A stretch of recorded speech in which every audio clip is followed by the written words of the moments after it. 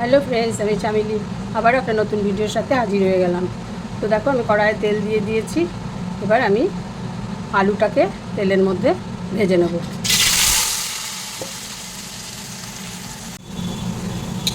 আলুটা ভাজা ভাজা হয়ে গেছে, এখন আলুটা নামিয়ে নেব।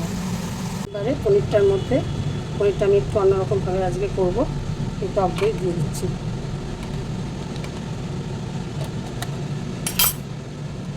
টমেটো পেস্ট করে রেখেছিলাম, টমেটোটা দিয়ে দিলাম। এবার জিরার গুঁড়ো দিয়ে দিলাম, ধনের গুঁড়ো দিয়ে দিলাম। এবার একসাথে সবগুলো মেখে নেব।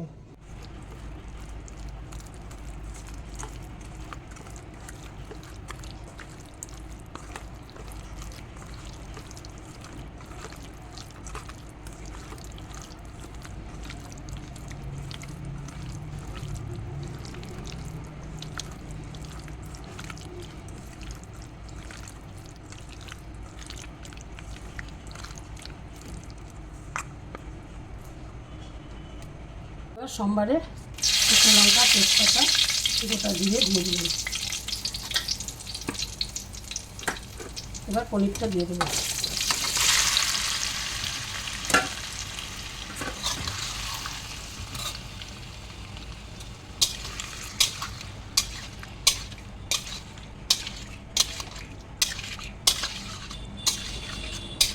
ভালো করে কষিয়ে নেব। এবারে আদা বাটাটা দিয়ে দিলাম,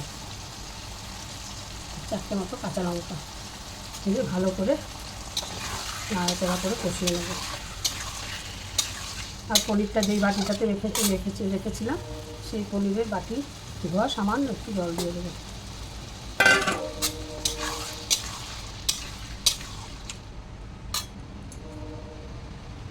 আমি 1 চামচের মতো লবণ দিয়ে দিলাম। মশলা থেকে তেল ছেড়ে দিয়েছে, এবার আমি আলুগুলো দিয়ে দেবো।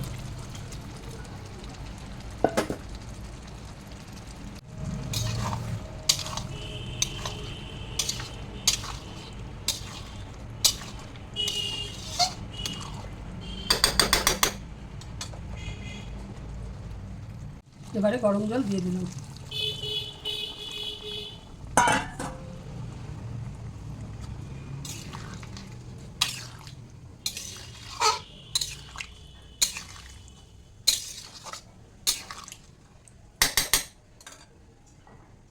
এবার নামানোর আগে কিচেন কিং মশলা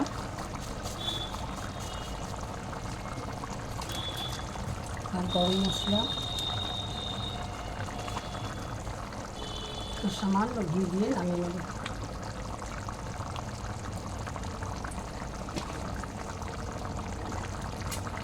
রেডি হয়ে গেল আমার পনিরের ডালনা।